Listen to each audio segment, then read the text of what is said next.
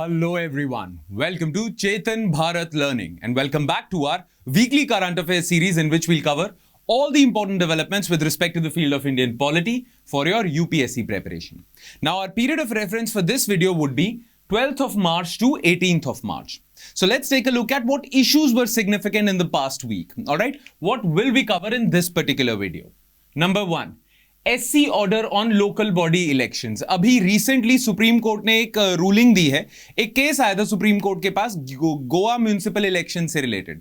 तो उसमें उन्होंने रूलिंग दी है कि जो स्टेट इलेक्शन कमिश्नर्स होते हैं ना, जिनका काम होता है लोकल बॉडी इलेक्शंस को ओवरसी करना, उनको इंडिपेंडेंट रखा जाए. उनको मतलब ऐसा करती है गवर्नमेंट जनरली कि गवर्नमेंट फंक्शनरी को बना देती है, ब्यूरोक्रेट को, आईएएस ऑफिसर को स्टेट इलेक्शन कमिश्नर बना दिया जाता है. उससे इंडिपेंडेंस नहीं रहती है लोकल बॉडी इलेक्शंस में. तो उस पे सुप्रीम कोर्ट का ऑर्डर था. Then new media rules. आपने सुना होगा, काफी ज्यादा न्यूज में चल रहा है ये जो ओटीटी प्लेटफॉर्म्स है, Amazon, नेटफ्लिक्स जैसे. फिर आजकल ये डिजिटल मीडिया हाउसेज आ गए हैं जैसे वायर, प्रिंट वगैरह. इनको रेगुलेट करने के लिए डिजिटल मीडिया और सोशल मीडिया प्लेटफॉर्म्स को रेगुलेट करने के लिए नए रूल्स फॉर्मुलेट किए गए हैं. तो उनके बारे में पता होना चाहिए. ऑलराइट, तो उस पर डिस्कशन करेंगे हम. Then reforms in bureaucracy and lateral entry. अभी रिसेंटली लेटरल एंट्री पे एक आर्टिकल आया इंडियन एक्सप्रेस में, और उससे पहले इंडियन एक्सप्रेस में एक आर्टिकल कवर हुआ था जिसमें जिसने कवर किया था कि रिसेंटली प्राइम मिनिस्टर ने बजट सेशन में पार्लियामेंट में ब्यूरोक्रेसी को क्रिटिसाइज किया था, आईएएस ऑफिसर्स को, सीनियर आईएएस ऑफिसर्स को. तो उससे रिलेटेड ना डिबेट स्टार्ट हो गई कि क्या रिफॉर्म्स हमें करने चाहिए हमारे आईएएस सिस्टम में या ब्यूरोक्रेसी सिस्टम में, जिससे ये जो स्टील फ्रेम ऑफ इंडिया है इसे बेटर किया जा सके, so that it can serve our population in a better way. Alright, तो उस पर बात करेंगे. और जैसा कि हमेशा होता है कि हम आपको एंड में दे देते हैं इंपॉर्टेंट आर्टिकल्स टू रीड. कुछ आर्टिकल्स हमने शॉर्टलिस्ट किए होते हैं जो हम चाहते हैं कि आप लोग पढ़ें. ऑलराइट, उससे आपके मेंस आंसर राइटिंग प्रैक्टिस अच्छी होगी, आपकी वोकैबुलरी अच्छी होगी, आपकी सेंटेंस फॉर्मेशन, आर्ग्यूमेंट प्रेजेंटेशन, ये सारी चीजें अच्छी होंगी जो आपके एसे राइटिंग और मेंस आंसर राइटिंग के लिए बहुत ज्यादा इंपॉर्टेंट है. ऑलराइट, ठीक है, तो एंड में उसे देख लेंगे. क्लियर? सो बिना किसी देरी के स्टार्ट करते हैं SC order on local body elections और स्टेट इलेक्शन कमीशन. तो इस पे दो आर्टिकल्स आए थे, एक हिंदू में, एक इंडियन एक्सप्रेस में. तो दोनों को देख लेते हैं. Clear? Recently, in a case related to municipal elections in Goa, the Supreme Court said that the state election commissioners across the country should be independent. Now, ये जो इशू है ना, इसको समझने से पहले कुछ बातें आपको पता होनी चाहिए. देखो, हमारे कंट्री में जो पार्लियामेंट के इलेक्शन होते हैं और स्टेट असेंबली के जो इलेक्शंस होते हैं, एमपीज और एमएलएस के जो इलेक्शन होते हैं, उनको कंडक्ट करता है आपका इलेक्शन कमीशन, जिसके टॉप पे बैठे होते हैं चीफ इलेक्शन कमिश्नर. राइट, इनका काम है सारे स्टेट इलेक्शंस और सेंटर के इलेक्शंस आपके कंडक्ट करना. पर जैसा कि आप जानते हो कि 73rd और 74th कॉन्स्टिट्यूशनल अमेंडमेंट एक्ट के बाद लोकल बॉडीज यानी कि पंचायती राज इंस्टीट्यूशंस या municipal corporations, urban local bodies जिन्हें हम कहते हैं, इनको भी एक कॉन्स्टिट्यूशनल मैंडेट मिल गया था 73rd और 74th कॉन्स्टिट्यूशनल अमेंडमेंट एक्ट के बाद. नाउ पंचायती राज इंस्टीट्यूशंस और अर्बन लोकल बॉडीज में इलेक्शंस होते हैं, राइट, और उनके इलेक्शंस फ्री एंड फेयर होने चाहिए. तभी तो ये जो पंचायत हैं, ये जो म्युनिसिपैलिटीज हैं, ये अच्छे से काम कर पाएंगी, ये डेमोक्रेटिक ज्यादा हो पाएंगी. So for these Panchayati Raj institutions और urban local bodies to be independent and be democratic and serve the people, free and fair elections is a requirement. ठीक है, इनमें फ्री एंड फेयर इलेक्शंस होंगे तभी ये ज्यादा डेमोक्रेटिक होंगी और लोगों का प्रॉब्लम्स का हल निकालेंगी. क्लियर? Make sense? तो हम चाहते हैं कि वैसे तो इनको पावर्स भी दी जाए, लोकल बॉडीज जो हैं 73rd और 74th कॉन्स्टिट्यूशनल अमेंडमेंट एक्ट के बाद हमने चाहा था कि इनको पावर्स भी दी जाए, इनको फाइनेंसेस भी दी जाए, फंक्शंस भी दिए जाएं. ठीक है, पर इनकी इंडिपेंडेंस इंश्योर करने के लिए या इनकी responsibility and accountability towards the citizens ensure करने के लिए फ्री एंड फेयर इलेक्शंस बहुत ज्यादा जरूरी हैं. बिना इसके ये डेमोक्रेटिक इंस्टीट्यूशंस नहीं रह जाएंगे. क्लियर? नाउ इनके इलेक्शंस को इंश्योर करता है स्टेट इलेक्शन कमिश्नर. नाउ जो एमपी या एमएलए के इलेक्शन होंगे वो इलेक्शन कमीशन देखेगा, पर हर स्टेट के अंदर जो पंचायती राज इंस्टीट्यूशंस होंगे या अर्बन लोकल बॉडीज होंगी, उनके लिए होगा state election commissioner. Now state election commissioner कौन अपॉइंट करेगा? वेल, उस स्टेट का गवर्नर अपॉइंट करेगा, और जैसा कि आप जानते हो governor is bound by the aid and advice of council of ministers. तो स्टेट गवर्नमेंट जो होगी वो अपॉइंट करेगी अपने स्टेट का स्टेट इलेक्शन कमिश्नर, और स्टेट इलेक्शन कमिश्नर का क्या है? To supervise the elections of local bodies. Clear? Now अभी रिसेंटली सुप्रीम कोर्ट में क्या केस गया था? सुप्रीम कोर्ट में केस ये गया था कि जो गोवा के म्युनिसिपल इलेक्शंस होने हैं ना, उनमें गोवा गवर्नमेंट ने जो उनका लॉ सेक्रेटरी था ना, लीगल सेक्रेटरी थे, उनके आईएएस ऑफिसर थे उन्हीं की गवर्नमेंट में, उन्हीं को ही स्टेट इलेक्शन कमिश्नर बना दिया ना। सुप्रीम कोर्ट ये बात कहता है, सुप्रीम कोर्ट कहता है कि अगर गवर्नमेंट का ही ऑफिशियल को आप स्टेट इलेक्शन कमिश्नर बना दोगे तो don't you think there is a conflict of interest? वो हमेशा गवर्नमेंट में जो रूलिंग पार्टी है उसी की साइड देगा। अगर ये पार्टिजन अपॉइंटमेंट है, ठीक है, गवर्नमेंट जो रूलिंग पार्टी है उसी की अपॉइंटमेंट होगी, वही अपॉइंट करेगी, और रूलिंग पार्टी जो होगी गवर्नमेंट की वो गवर्नमेंट ऑफिशियल को ही अपॉइंट करके दे देगी, तो वो तो गवर्नमेंट को ही सपोर्ट करेगा या रूलिंग पार्टी को ही सपोर्ट करेगा। तो सुप्रीम कोर्ट ने कहा देखो, जो ये लोकल बॉडीज हैं इनको डेमोक्रेटिक इंश्योर करने के लिए आपको फ्री एंड फेयर इलेक्शंस चाहिए, और फ्री एंड फेयर इलेक्शंस तभी होंगे अगर आपका स्टेट इलेक्शन कमिश्नर जो ओवरसी करेगा पंचायती इलेक्शंस को, म्युनिसिपल इलेक्शंस को, उसको इंडिपेंडेंट होना जरूरी है। There shouldn't be any conflict of interest. Independent वो होगा तभी फ्री एंड फेयर इलेक्शंस होंगे। तो सुप्रीम कोर्ट ने इस केस को ध्यान में रखते हुए एक ऑर्डर पास किया। ऑर्डर में उन्होंने यह कहा कि जितनी भी स्टेट गवर्नमेंट्स हैं, अगर उन्होंने गवर्नमेंट ऑफिशियल्स को स्टेट इलेक्शन कमिश्नर बनाया हुआ है तो वो स्टेट इलेक्शन कमिश्नर रिजाइन कर दें, निकाल दें, और एक इंडिपेंडेंट पर्सनालिटी को, जिसकी बायपार्टिजन, या बायपार्टिजन तो नहीं कहना चाहिए, जो कोई बायस नहीं रखता किसी पार्टी की तरफ, उसको अपॉइंट करना चाहिए। राइट? क्योंकि सुप्रीम कोर्ट ये मानता है कि जनरली ना हमारे जो लोकल बॉडी इलेक्शंस होते हैं उनमें ऑपोजिशन पार्टीज हमेशा ये कहते हैं कि ना धांधलेबाजी हुई है, अच्छे से नहीं हुआ है, हमारे खिलाफ इलेक्शन हुआ है, कुछ ऐसे हमेशा ना opposition parties do not trust state election commissions and the free and fair elections that are taking place, the process, उसमें ट्रस्ट नहीं करते। और अगर लोग आपके इलेक्शन प्रोसेस में ट्रस्ट नहीं करेंगे तो डोंट यू थिंक डेमोक्रेसी खतरे में आ जाएगी, चाहे लोकल लेवल की डेमोक्रेसी हो। आज हमारे देश में डेमोक्रेसी बची हुई है क्योंकि election commission has insured that आपके इलेक्शंस एमपी और एमएलए के फेयर रहें। पर लोकल लेवल पे इलेक्शंस फेयर नहीं होते, लोगों की कंप्लेंट्स होती हैं और लोगों का trust in the election process कम होता जा रहा है, इरोड होता जा रहा है। उसको इंश्योर करने के लिए सुप्रीम कोर्ट ने कहा है इनको इंडिपेंडेंट बनाओ और पावरफुल बनाओ। ऑलराइट? तो ये मुद्दा है। एसईसीज यानी कि state election commissioner should not be persons holding office with central और स्टेट गवर्नमेंट, है ना? अच्छा, the apex court, supreme court ने क्या ऑर्डर करा है? The Goa government should redo the exercise of delimitation. अच्छा, स्टेट इलेक्शन कमिश्नर का काम भी पता क्या होता है? कॉन्स्टिट्यूएंसीज बनाना। राइट? कॉन्स्टिट्यूएंसीज तो चाहिए ना इलेक्शन के लिए, पंचायती कॉन्स्टिट्यूएंसीज बनाना, अर्बन एरियाज में वार्ड्स बनाना। वार्ड्स कैसे होंगे? Delimitation exercise. तो सुप्रीम कोर्ट ने कहा है कि गोवा गवर्नमेंट दोबारा से डिलिमिटेशन एक्सरसाइज करे and reservation of municipal wards for, जो रिजर्वेशन है, कुछ वार्ड से सिर्फ विमेन वार्ड मेंबर्स ही इलेक्ट होंगी, एससी एसटी कम्युनिटी के लोग ही इलेक्ट होंगे।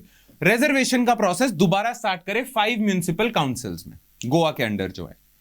The Goa government should appoint a new state election commissioner, यह भी ऑर्डर दे दिया है। और सुप्रीम कोर्ट ने कहा है by invoking its extraordinary power under article 142, under article 142, ये आपको पता होना चाहिए, प्रीलिम्स में भी सवाल आ सकता है। सुप्रीम कोर्ट को कॉन्स्टिट्यूशन ये पावर देता है कि सुप्रीम कोर्ट का हर एक ऑर्डर, डिक्री पूरे इंडिया में मान्यता मिलेगी उसे। It shall be treated as like authoritative. ठीक है?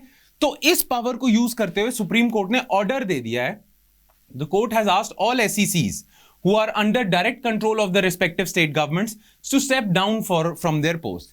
जितने भी स्टेट्स गवर्नमेंट्स हैं जिन्होंने अपने गवर्नमेंट ऑफिशियल्स को बना दिया state election commissioner, supreme court ने ऑर्डर दिया सब रिजाइन करो और स्टेट गवर्नमेंट दोबारा एक इंडिपेंडेंट स्टेट इलेक्शन कमिश्नर को नियुक्त करें, अपॉइंट करें। Alright? Okay, the issue of एसईसीज इंडिपेंडेंस, क्या इशू है? Most state governments in India appoint senior bureaucrats as SEC. Like the Goa government asked its law secretary to hold the additional charge of SEC। गलत बात है ये तो। The Supreme Court has called this action of Goa government as a mockery of the constitutional mandate. उन्होंने कहा है कि आप you have made a mockery out of this entire constitutional process and mandate. ये याद रखना है वर्ड, सुप्रीम कोर्ट की ही वर्डिंग है ये. This creates a situation of conflict of interest and impinges upon the elections being free and fair. नहीं हो सकते अगर इलेक्शन कराने वाला ही पार्टिजन हो, right? The SECs are frequently accused of being partisan and opposition parties lack trust in their integrity. Right? Now, State Election Commissioner के बारे में आपको पता होना चाहिए. वो हम ज्यादा डिस्कस नहीं करेंगे, आप अपने नोट्स में से ही देख लेना. स्टेट इलेक्शन कमिश्नर कौन होता है? 73rd और 74th कॉन्स्टिट्यूशनल अमेंडमेंट एक्ट के तहत state election commissioner shall oversee the elections of Panchayati Raj institutions and urban local bodies. Right? और कौन से दो आर्टिकल्स के तहत स्टेट इलेक्शन कमीशन के ऑफिसर, स्टेट इलेक्शन कमीशन को या स्टेट इलेक्शन कमिश्नर को कॉन्स्टिट्यूशनल मैंडेट मिला है, मतलब कॉन्स्टिट्यूशनल पावर्स मिली हैं. दो आर्टिकल्स हैं. आर्टिकल 243 के होगा, उसमें क्लॉज 1, आर्टिकल 2 नहीं है, एक ही आर्टिकल है. आर्टिकल 243 के जिसका क्लॉज 1 और क्लॉज 2 पावर देते हैं और डिफाइन करते हैं इस ऑफिस को. ठीक है, तो कॉन्स्टिट्यूशन में स्टेट इलेक्शन कमिश्नर के बारे में मेंशन्ड है अंडर दिस आर्टिकल. ठीक है, बाकी आपको पता होना चाहिए कि इसे अपॉइंट गवर्नर करता है, इसका टर्म, टेन्योर वगैरह सब गवर्नर डिसाइड करेगा. Clear? Significance of the judgment. इस जजमेंट की सिग्निफिकेंस क्या है? The verdict might help secure the independence of एससीसीज इन फ्यूचर. फ्यूचर में एससीसीज ज्यादा इंडिपेंडेंट होंगे, और अगर इंडिपेंडेंट होंगे तो यू कैन मतलब थोड़ा बेटर ही होगा ना. अगर इंडिपेंडेंट होंगे तो यू कैन बिलीव कि ये इलेक्शंस जो हुए हैं लोकल बॉडीज के, ये फ्री एंड फेयर है. दो फ्री एंड फेयर नहीं हो सकते, और बहुत सारे ऑब्स्टिकल्स हैं फ्री एंड फेयर होने में, बट पहला स्टेप जो हमें लेना चाहिए वो है कि स्टेट इलेक्शन कमीशन के ऑफिस को इंडिपेंडेंट कर देना. उसके बाद और स्टेप्स ले independent free and fair elections के. पर ये सबसे बड़ी रिक्वायरमेंट थी, तो हम मान सकते हैं कि फ्यूचर में थोड़ी इंडिपेंडेंस तो मिलेगी, इंडिपेंडेंस तो मिलेगी, थोड़ा प्रोसेस और क्लीन होगा इलेक्शन का, फ्री एंड फेयर होगा. State governments will now have to find a way to appoint to the office only those who are truly independent and not beholden to it in any manner. More significantly, the court has boosted the power of election watchdog, yani ki state election commissioner, by holding that it's open to the SECs to countermand any infractions of the law made by the state government in the course of the preparing of local body polls. खैर, इनकी powers थोड़ी सी बढ़ा दी हैं. Then regimes in the states would have to wake up to the reality that they cannot always control the local body polls in the past. ठीक है, तो अब ज्यादा इंडिपेंडेंट होगा. जो रूलिंग पार्टी होगी आपकी स्टेट में, वो अब इन्फ्लुएंस नहीं कर सकती लोकल बॉडी इलेक्शंस को. क्लियर? चलो, अब हम आ जाते हैं दूसरी न्यूज पे, पर ये दूसरी न्यूज बहुत ज्यादा इंपॉर्टेंट है. It deals with the new media rules. Now, मैंने सिर्फ एक ही आर्टिकल शॉर्टलिस्ट करा है, पर इसके बारे में बहुत सारे आर्टिकल्स, बहुत सारे न्यूज़पेपर्स में लिखे हुए हैं, बहुत सारे मीडिया हाउसेस ने इस पर रिपोर्ट किया है. तो उन सब की समरी, ऑलमोस्ट उन सब की समरी, नॉट जस्ट इस आर्टिकल की, उन सब की समरी हम अभी कवर करेंगे. ऑलराइट, चलो देखते हैं मुद्दा क्या है. Recently, the Ministry of Electronics and Information Technology has notified IT Intermediary Guidelines and Digital Media Ethics Code rules.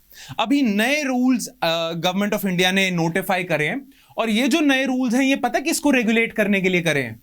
एक तो हो गए आपके OTT प्लेटफॉर्म्स, नेटफ्लिक्स वगैरह के, इन पे जो कंटेंट आ रहा है, इसको कैसे हम रेगुलेट करें कि मतलब अनलॉफुल कंटेंट ना आ जाए इन पे.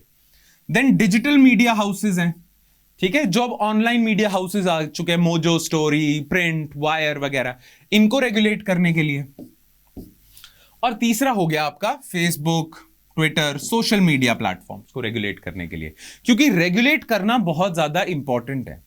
अगर इंटरनेट के अलावा जितने भी प्लेटफॉर्म्स हैं, ठीक है, चाहे न्यूज़पेपर ले लो, टीवी मीडिया ले लो, ये सब अगर रेगुलेटेड हैं, तो इंटरनेट क्यों नहीं रेगुलेटेड है? अगर इंटरनेट के बाहर सारी दुनिया रेगुलेटेड है, तो ये क्यों नहीं रेगुलेटेड है? ये आर्टिकल मतलब राइट टू इक्वालिटी के खिलाफ है, प्लस लेवल प्लेइंग फील्ड नहीं है, तो इनको भी रेगुलेशन के एम्बिट में आना चाहिए, ये कह रहे हैं, और इसीलिए ये रूल्स इनैक्ट हुए हैं. पर जो लोग इन रूल्स की खिलाफत कर रहे हैं, वो ये कह रहे हैं कि government of India is trying to control the digital space as well. Government of India is impinging upon our freedom of speech and expression. Government of India is actually constraining or restricting our freedom of speech and expression because digital media में या digital medium में या internet पे काफी ज्यादा freedom of speech and expression है, उसको control करने के लिए गवर्नमेंट ये रूल्स लेके आई है। अब ये जो रूल्स लेके आए हैं ना, इनके खिलाफ भी आर्ग्यूमेंट बहुत ठीक ठाक है और इनके फेवर में भी आर्ग्यूमेंट्स ठीक ठाक हैं कि इनको रेगुलेट करना चाहिए। हम दोनों देख लेंगे because as an IAS aspirant आपको दोनों आर्ग्यूमेंट्स पता होने चाहिए to give a balanced answer in your mains, right? चलो, these rules are put in place to mainly regulate social media, OTT platforms, ठीक है।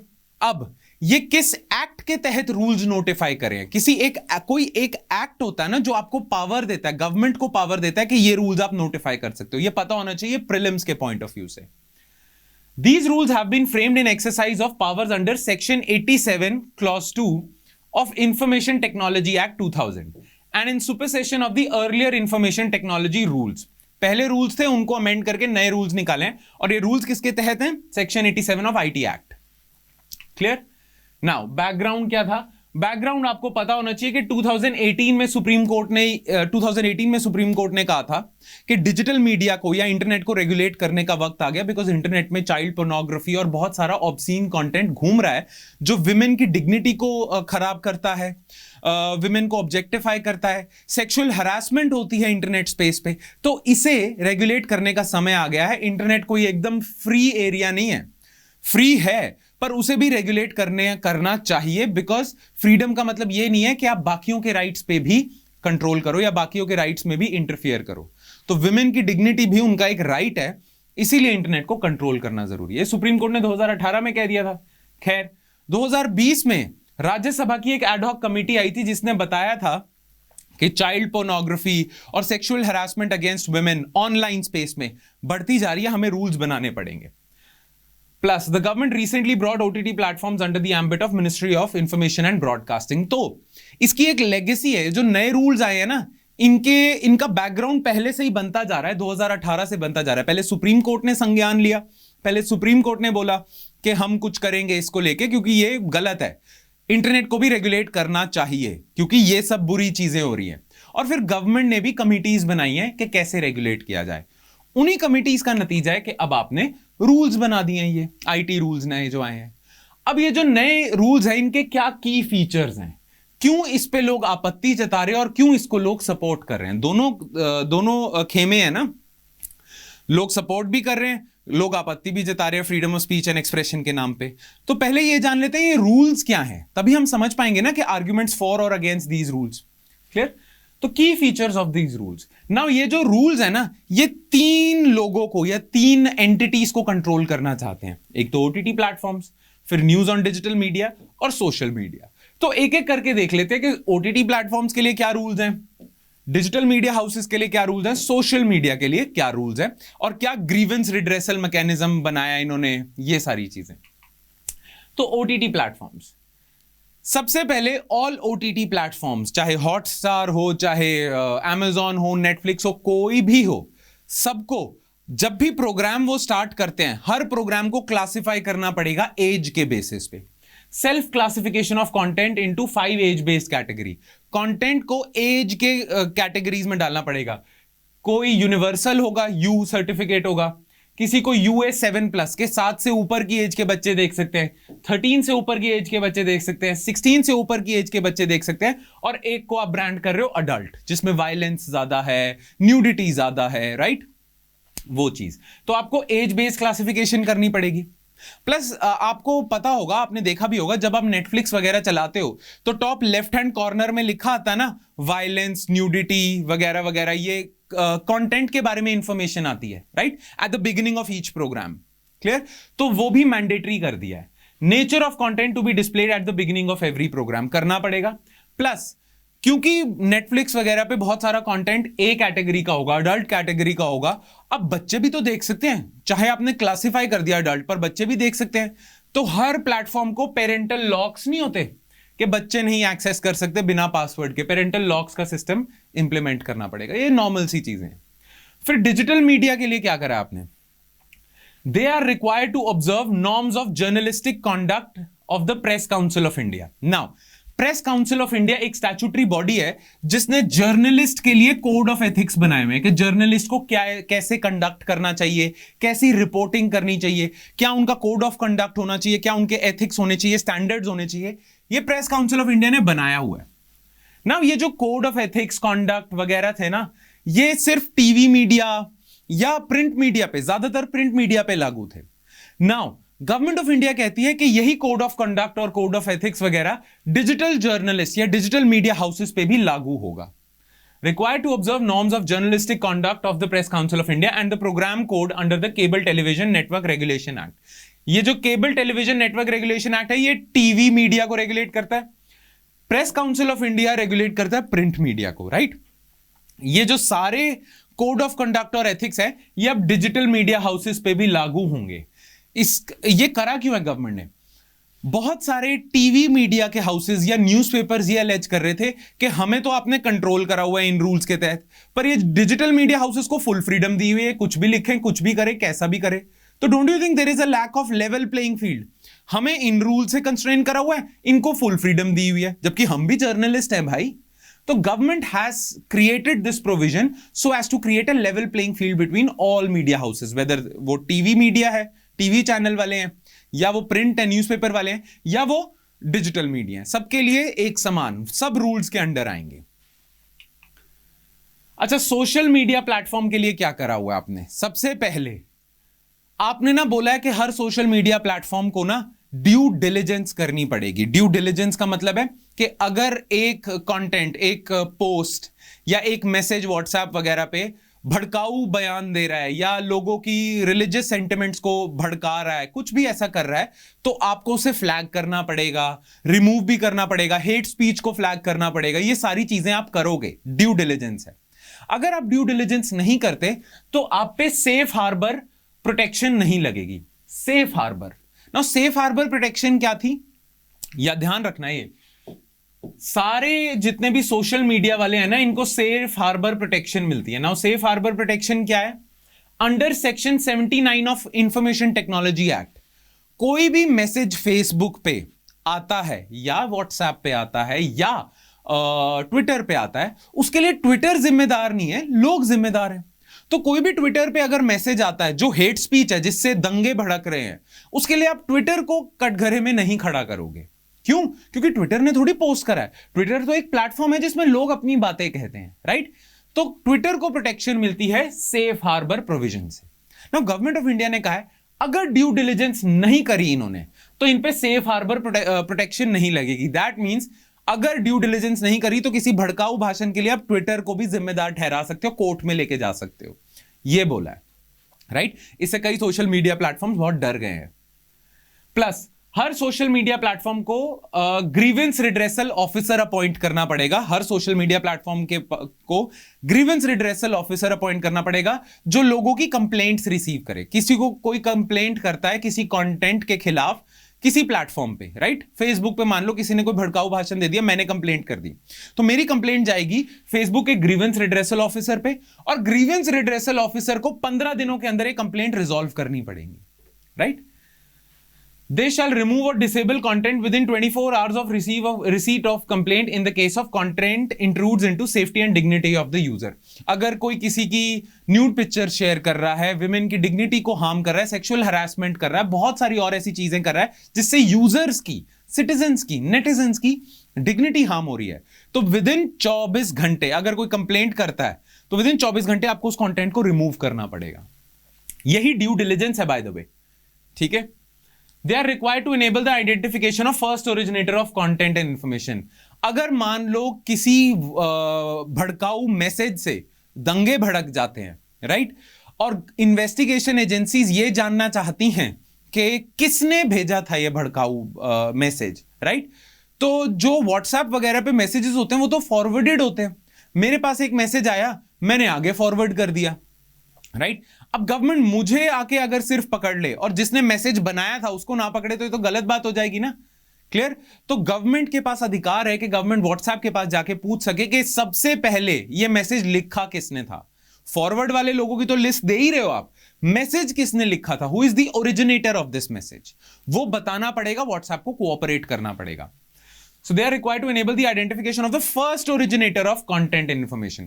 दो इस पे WhatsApp वगैरह बहुत आपत्ति जता रहे हैं, क्योंकि WhatsApp कहता है हम end to end encryption follow करते हैं. एंड टू एंड इंक्रिप्शन में हम नहीं चाहते, क्योंकि यूजर्स की प्राइवेसी हमारे लिए सबसे ज्यादा इंपॉर्टेंट है. यूजर्स की प्राइवेसी इंट्रूड होगी अगर हम ये सारी चीजें भी करने लग जाएं. पर गवर्नमेंट कह रही है नहीं करना पड़ेगा. Right. Removal of unlawful information upon receiving a court order. अगर कोई कोर्ट ऑर्डर आ जाता है या किसी अप्रूव्ड गवर्नमेंट एजेंसी का ऑर्डर आ जाता है, तो आपको वो कंटेंट या इंफॉर्मेशन या मैसेज या पोस्ट रिमूव करना पड़ेगा. तो आपने सोशल मीडिया को कंट्रोल करने के लिए हैवी रूल्स बना दिए. राइट. अच्छा, कंप्लेंट्स को कैसे रिजॉल्व किया जाए, उसके लिए 3 टियर ग्रीवेंस रिड्रेसल मैकेनिज्म है. ये 3 टियर कैसे है? मान लो फेसबुक पे या नेटफ्लिक्स पे कोई ऐसा कंटेंट आता है, मुझे उसके खिलाफ कंप्लेंट रजिस्टर करनी है.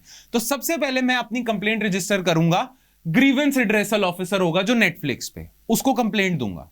राइट. तो ये है सेल्फ रेगुलेशन कि नेटफ्लिक्स ही अपने खिलाफ कंप्लेंट रिजॉल्व करेगा. ठीक है. अगर मैं नेटफ्लिक्स के डिसीजन से उसका जो ग्रीवेंस रिड्रेसल ऑफिसर था उसने मेरी कंप्लेंट रिजॉल्व कर दी, पर मैं उसके डिसीजन से खुश नहीं हूं, तो मैं उसके डिसीजन के खिलाफ अपील कर सकता हूं. अपील कहां होगी? सेकंड नंबर पे कौन आएगा? जितने भी ये ओटीटी प्लेटफॉर्म्स हैं, ये सारे मिलके एक बॉडी बना लेंगे. ठीक है. जो ओटीटी प्लेटफॉर्म्स को रेगुलेट करेगी, और ये खुद ही बनाएंगे और खुद ही उसे अपॉइंट करेंगे. जैसे जितने भी मीडिया हाउसेज हैं, इन्होंने बनाई हुई है न्यूज ब्रॉडकास्टर्स ऑर्गेनाइजेशन. ठीक है. तो ये क्या होता है, जितने भी मीडिया वाले हैं इन सबके रिप्रेजेंटेटिव हैं इस न्यूज ब्रॉडकास्टर एसोसिएशन में, यही कंप्लेंट को देखेंगे. ठीक है. तो हर इंडस्ट्री, जैसे ओटीटी प्लेटफॉर्म्स की एक इंडस्ट्री होगी, डिजिटल मीडिया की एक इंडस्ट्री होगी, सोशल मीडिया की एक इंडस्ट्री होगी, इन्होंने अपने इंडस्ट्री लेवल पे सारों ने मिलकर एक बॉडी बना ली है, तो उधर कंप्लेंट चली जाएगी. और अगर आप इसके खिलाफ भी, इसके डिसीजन से भी हैप्पी नहीं हो, तो गवर्नमेंट बनाएगा एक इंटर मिनिस्टीरियल ओवरसाइट कमिटी. वो इंटर मिनिस्टीरियल ओवरसाइट कमिटी कैसे काम करेगी वो बताएगा ministry of information and broadcasting. फिर आपकी फाइनल कंप्लेंट रिजॉल्व करेंगे इंटर मिनिस्टीरियल, गवर्नमेंट रिजॉल्व करेगी बेसिकली. क्लियर. तो ये 3 टियर मैकेनिज्म भी बना दिया. नाउ लोगों को दिक्कत क्या है इन न्यू रूल्स से? Number 1, the new rules defeat the purpose of self-regulation as these self-regulatory bodies are at the mercy of Ministry of Information and Broadcasting. बिल्कुल सही बात है. सेल्फ रेगुलेशन कहां है? अगर ministry of information and broadcasting कभी भी आप पे ओवरसाइट डाल सकती है. Then the notification gives Secretary of Ministry of Information and Broadcasting ad hoc emergency powers to block any content that the government considers problematic without such token procedure. Ministry of information and broadcasting के secretary के पास power है, वो किसी भी content को remove करवा सकता है. ठीक है. बिना ड्यू डिलिजेंस के, बिना एक प्रोसीजर के रिमूव करवा दिया. ठीक है. अब ये पावर अगर आप दे देते हो, अब गवर्नमेंट ने ये पावर ली है कि हम रॉन्ग कंटेंट को हटाएंगे, पर कौन जज करेगा कंटेंट रॉन्ग है या नहीं है? कौन जज करेगा? Ministry of information and broadcasting. तो अगर गवर्नमेंट को लगता है कि हमारे खिलाफ कोई बोल रहा है, तो हम उसको हटा देते हैं. हम कह देंगे ये रॉन्गफुल कंटेंट है, अनलॉफुल कंटेंट है. तो these are arbitrary powers that shouldn't be given to a government because that would actually damage freedom of speech and expression in your country. Right. तो ये चीज है. प्लस डिजिटल मीडिया हाउसेज या OTT platforms, इन सबका काम क्या है? आपको कंटेंट देना. अगर इनका सारा टाइम और रिसोर्सेज कंप्लेंट्स देखने में लग जाएगा, तो जो छोटे लेवल के ओटीटी प्लेटफॉर्म्स है, छोटे लेवल के डिजिटल मीडिया हाउसेज हैं, छोटे लेवल के सोशल मीडिया हैं, उनका सारा ध्यान तो कंप्लेंट रिजॉल्व करने में लग जाएगा. तो वो काम कब करेंगे? तो they will get overwhelmed. Plus उनके पास इतने फाइनेंसेस ही नहीं है. तो ये प्रॉब्लम है. Problems associated with tracking first originator, जो सोशल मीडिया के लिए है, क्योंकि वो प्राइवेसी वो करता है intrude. Freedom of speech and expression provided under article 19 clause 1. इसको लेके मुद्दे चल रहे हैं. अच्छा, सपोर्ट क्यों है इन रेगुलेशंस को, और लोग ये क्यों कहते हैं कि हमें रेगुलेशन चाहिए? बहुत सारे लोग जो ये नए आईटी रूल्स के खिलाफ बात कर रहे हैं ना, वो कह रहे हैं कि इंटरनेट को फ्री छोड़ दो, प्लीज इसको किसी बंदिश में ना डालो, यहां लोग फ्रीली अपने आप को एक्सप्रेस कर सकते हैं. पर बहुत सारे लोग कहते हैं नहीं, इंटरनेट को भी रेगुलेट करना चाहिए. क्यों करना चाहिए भाई? क्यों? Need for digital content creators to comply with domestic laws. India है भाई, ये इंडिया है, इंडिया के अपने लॉज हैं. तो नेटफ्लिक्स को इंडिया के लॉज की रिस्पेक्ट करनी चाहिए, क्योंकि वो इंडिया में है. अभी इंडिया में लोग उसका कंटेंट देख रहे हैं. जितने भी ये फॉरेन प्लेटफॉर्म्स हैं, ये अगर इंडिया में कंटेंट दिखा रहे हैं तो इंडिया के लॉज से कंप्लाई करना पड़ेगा. ये इंडिया की सॉवरेनिटी का सवाल है भाई. हमारे यहां पे हमारा लॉ चलेगा. तो इसीलिए then need to create a level playing field between digital media houses and others, है ना, प्रिंट, टीवी और डिजिटल मीडिया में लेवल प्लेइंग फील्ड होनी चाहिए। Need to protect women against sexual harassment on social media, बिल्कुल सही बात है। And need to bring some form of accountability for digital content creators and instil responsible behaviour among them. ये जो digital content creators हैं, अभी इन पे कोई बंदिश नहीं है ना, ये फ्रीली कोई भी इररिस्पॉन्सिबली कंटेंट भेज रहे हैं बिना इस चीज का ख्याल रखते हुए कि इस कंटेंट का क्या इंपैक्ट हो सकता है। तो इनमें भी you need to instil some form of accountability और responsibility so that they send responsible content. Alright, इन चीजों की वजह से आपको चाहिए।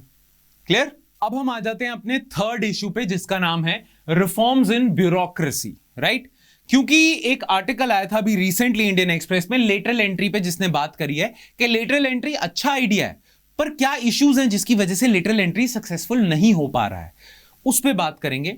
और इसी वजह से, क्योंकि लेटरल एंट्री एक्चुअली आपकी ब्यूरोक्रेसी को इंपैक्ट करेगी ना, तो इसी वजह से वो आर्टिकल भी न्यूज में, वो आर्टिकल भी डिस्कशन में आ जाता है जिसमें प्रधानमंत्री ने एक्चुअली क्रिटिसाइज करा था आईएएस सिस्टम को या ब्यूरोक्रेसी को, और इसीलिए डिबेट स्टार्ट हो गई थी कि ब्यूरोक्रेसी में क्या रिफॉर्म्स करने चाहिए। तो सबसे पहले तो हम इस डिस्कशन में, ये टॉपिक है, इसमें बात करेंगे कि ब्यूरोक्रेसी में क्या क्या रिफॉर्म्स की रिक्वायरमेंट है, ताकि इससे आपकी आंसर राइटिंग बेटर हो, आपसे भी पूछा जा सकता है ये। ठीक है, देन लेटरल एंट्री पे हम बात करेंगे। ऑलराइट, तो सबसे पहले बात करते हैं ब्यूरोक्रेसी में क्या रिफॉर्म्स की रिक्वायरमेंट है। Recently, the Honorable Prime Minister leveled some criticism against the IAS officers in our system of governance. बिल्कुल सही बात है। This has started a debate over long due reforms in Indian bureaucracy with a view to strengthen the steel frame. आपको पता है ना, हमारी bureaucracy को colonial टाइम से स्टील फ्रेम कहा जाता था, तो इसीलिए we have used this word. Then, reforms can be conducted in the following 5 areas for best possible outcome. 5 चीजों को चेंज करने की जरूरत है जिससे ब्यूरोक्रेसी काफी ऊपर जा सकती है, बेटर हो सकती है। राइट, वो 5 चीजें क्या हैं? Number 1, reforms at the recruitment stage. ठीक है, पहले तो आपको ना एक नेशनल कैंपेन चलाना पड़ेगा जिससे जो भी आपके बड़े बड़े इंस्टीट्यूट्स हैं, बड़े बड़े एजुकेशनल इंस्टीट्यूशंस हैं, आईआईटीज, आईआईएम्स वगैरह, वहां के जो टॉप क्रीम है, जो वैसे तो बाहर चली जाती है, ठीक है, यूएसए में बड़े बड़े पैकेज लेके चले जाते हैं, सबसे पहले तो आपको नेशनल कैंपेन चलाना पड़ेगा जिससे ये जो क्रीम है आपके देश की, ये अट्रैक्ट हो सिविल सर्विसेज की तरफ। राइट, वो चीज करनी पड़ेगी। दूसरी चीज आपको क्या करनी पड़ेगी? एक आपको करना पड़ेगा, एज कम करनी पड़ेगी। जो अभी जनरल कैटेगरी के लिए 32 है ना, एज कम करनी पड़ेगी, because you need young talent, you have to catch them young. जल्दी आए ब्यूरोक्रेसी में लोग, छोटे बच्चे, मतलब बच्चे तो नहीं, यूथ आए, मतलब यंग यूथ आए, यंग लोग आए, और यंग लोग जल्दी ट्रेन हो ताकि वो आगे बाहर संभाल सके। क्लियर? तो यंग लोगों को जल्दी कैच करो, जो वो है एज लिमिट है उसे कम करने की जरूरत है। प्लस हमने नंबर ऑफ अटेम्प्ट्स भी बहुत ज्यादा दिए हैं, वो भी कम करने की जरूरत है, क्योंकि इससे क्या हो जाता है, ज्यादातर यूथ एस्पिरेंट्स का ना तैयारी करने में ही निकल जाता है। ठीक है, वो कुछ प्रोडक्टिव कर भी नहीं पाते, और प्रोडक्टिव नहीं कर पाते तो यूजफुल एक्सपीरियंस नहीं ले पाते डिफरेंट फील्ड्स में से, कि फाइनली जब उनका सिलेक्शन हो तो उनसे पूछो आप क्या करके आए हो, कहां काम करके आए हो, क्या एक्सपीरियंस लेके आए हो, तो वो बोलते हैं नहीं, मैं तो बस 4 साल से तैयारी ही कर रहा था, 5 साल से तैयारी ही कर रहा था। तो आप बस घर में बैठे हो, कोई एक्सपीरियंस भी नहीं लिया, और आपने अपना यूथ भी वेस्ट कर दिया। राइट, अच्छा, एक और चीज इन्होंने बोली है, जनरली यूपीएससी का, आप लोग तो जानते हो, यूपीएससी का प्रोसेस 1 साल का होता है। राइट, इन्होंने कहा है कि 1 साल लग जाता है एस्पिरेंट्स का पढ़ते पढ़ते, इतना लंबा प्रोसेस है, कंप्रेस करने की जरूरत है ताकि ज्यादातर यूथ लोगों का तैयारी में वेस्ट ना हो। Clear? Then next is train recruits frequently. Frequent training होनी चाहिए लोगों की। जो ट्रेनिंग इंस्टीट्यूट्स हैं, जैसे लबासना हो गया, सरदार पटेल एकेडमी होगी, पुलिस एकेडमी, यहां पे ट्रेनिंग मॉड्यूल्स फटाफट, करिकुलम फटाफट अपग्रेड करने की जरूरत है। जल्दी जल्दी चेंज करो ताकि मॉडर्न टाइम्स में जो नई चीजें आ रही हैं उनको आप इनकॉर्पोरेट कर सको। और ट्रेनिंग सिर्फ 1 टाइम नहीं होनी चाहिए, थ्रू आउट योर करियर होनी चाहिए, ताकि कोई एक नया ब्रेक थ्रू आया, इन्वेस्टिगेशन टेक्निक आई नहीं, तो सरदार पटेल एकेडमी में आपने ऐड कर दी। राइट, ये सारी चीजें। Then sectoral specialisation within broad generalisation. Sectoral specialisation within broad generalisation का मतलब, आप जानते हो कि आईएएस की जो सर्विसेज है उसमें जनरलिस्ट ही आते हैं। अब जनरलिस्ट ठीक है, अच्छी बात है, पर एक खामी है, कई बारी आपको डोमेन एक्सपर्टीज चाहिए। मान लो एक आईएएस ऑफिसर फाइनेंस सेक्रेटरी लग गए, ठीक है, पर उन्होंने कभी इकोनॉमिक्स की डिग्री नहीं ली, फाइनेंस की डिग्री नहीं ली, कॉमर्स की डिग्री नहीं ली, वो तो इंजीनियर थे। इंजीनियर इंसान को आप फाइनेंस सेक्रेटरी बना रहे हो तो वो उसके पास डोमेन एक्सपर्टीज नहीं है, प्लस उसको जो ट्रेनिंग आपने दी थी उसके करिकुलम में भी आपने कुछ ऐसे उसको ट्रेनिंग अच्छी नहीं दी है, तो स्पेशलिस्ट नहीं है, तो इसीलिए आउटकम्स अच्छे नहीं आते। तो स्पेक्टोरल जनरलिस्ट रखो, पर जहां पे एक आईएएस ऑफिसर की नियुक्ति हो रही है, अपॉइंटमेंट हो रही है या पोस्टिंग हो रही है, उसकी डोमेन एक्सपर्टीज भी देना जरूरी है, सेक्टोरल स्पेशलाइजेशन भी देना जरूरी है। क्लियर? देन एक आईएएस ऑफिसर ने कैसा परफॉर्म करा है, उसकी अकाउंटेबिलिटी, उसकी परफॉर्मेंस को मेजर करने के लिए यूज बिग डेटा टेक्नोलॉजी के, उसने कहां कहां काम करा था, क्या क्या काम करा था, उसके थ्रू आउट पोस्टिंग्स कैसी थी, ये सारी चीजों के लिए आपको बिग डेटा टूल्स की रिक्वायरमेंट है। Use new technology, big data tools to measure governance quality. And last, discourage the practice of appointing retire और रिटायर्ड ऑफिसर। जब आप रिटायर्ड ऑफिसर्स को गवर्नमेंट अपॉइंट कर देती है ना, जैसे मान लो किसी कमीशन का हेड बना दिया, किसी कमिटी का वो बना दिया, सीएजी में डाल दिया, रिटायर्ड ऑफिसर्स को डिफरेंट रिटायरमेंट के बाद पोस्टिंग्स मिलती है। ये प्रैक्टिस गलत है। गलत क्यों है? क्योंकि पोस्ट रिटायरमेंट पोस्टिंग के चक्कर में कई बारी आप गवर्नमेंट से रिश्ते बना के रखते हो। आप बना के रखोगे ना कि आप इन्हीं के लिए काम कर रहे हो, एक पर्टिकुलर पॉलिटिकल पार्टी से आपने रिश्ते बना लिए ताकि मेरे को पोस्ट रिटायरमेंट कुछ अच्छा मिल जाए, रिटायरमेंट के बाद मैं खाली ना बैठा रहूं ना। ये गलत बात है ना। अगर आप एक पार्टी का काम कर रहे हो तो आप देश का काम नहीं कर पाओगे, राइट? तो इसीलिए प्रैक्टिस बंद करनी चाहिए। क्लियर? चलो लेटरल एंट्री पे आ जाते हैं। लेटरल एंट्री तो आपको पता ही है ना क्या होता है लेटरल एंट्री। वेल सिंपल, बहुत सिंपल है कि जॉइंट सेक्रेटरी लेवल का कोई पोस्टिंग है आईएएस ऑफिसर्स वगैरह की, ठीक है। अब आईएएस ऑफिसर्स तो छोटी एज में आ गए थे और सीनियरिटी के चक्कर में 10-15 साल लगा के या 15 साल लगा के जॉइंट सेक्रेटरी वगैरह लग गए, ठीक है। पर वो ना कभी उन्होंने प्राइवेट सेक्टर में काम नहीं करा, तो प्राइवेट सेक्टर में क्या नई टेक्निक्स आ चुकी हैं, एफिशिएंसी कैसी है, प्राइवेट एक्सपीरियंस कैसा है, उसका कोई रास्ता नहीं है ब्यूरोक्रेसी में। नो, आप चाहते हो कि प्राइवेट सेक्टर में जिन्होंने अपना लोहा मनवाया हुआ है, जिन्होंने अच्छा काम करा हुआ है, उनको डायरेक्ट आप जॉइंट सेक्रेटरी अपॉइंट कर दो।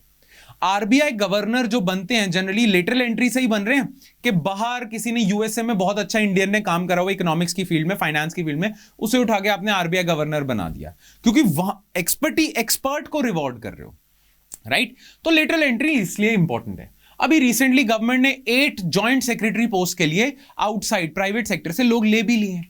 क्लियर?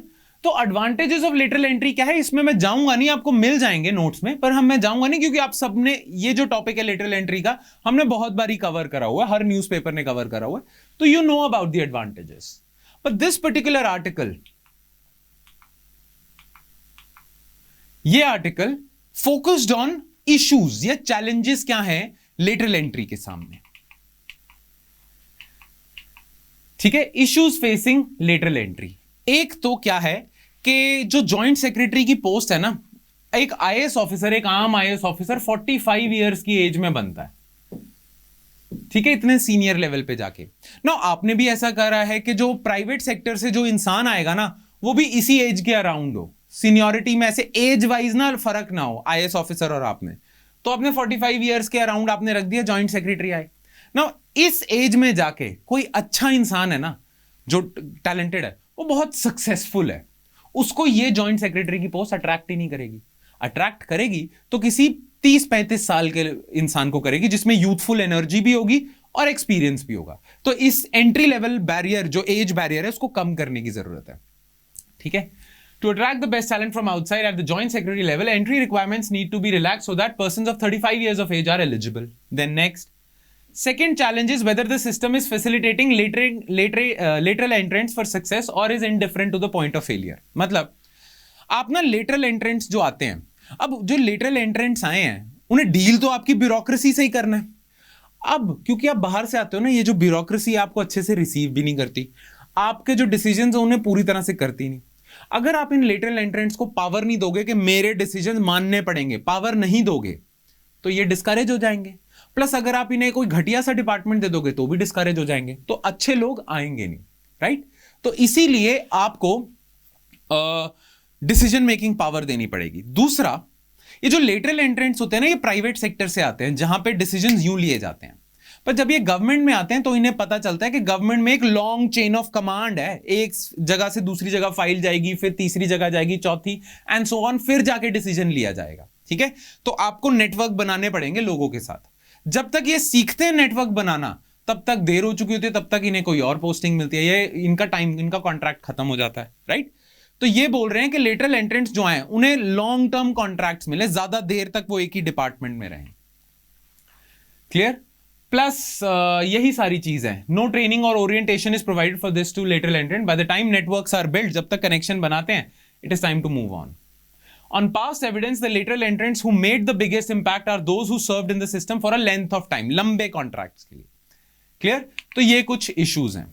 ये एक इंडियन एक्सप्रेस की आर्टिकल में कंक्लूजन थी, ये मैंने डायरेक्टली आपके नोट्स में ही डाल दिया, डायरेक्टली स्क्रीनशॉट ले लिया, तो इसे जरूर पढ़ लेना। अगेन कंक्लूजन आपके आंसर्स, मेन आंसर की कंक्लूजन के लिए सही बैठेगा ये। क्लियर?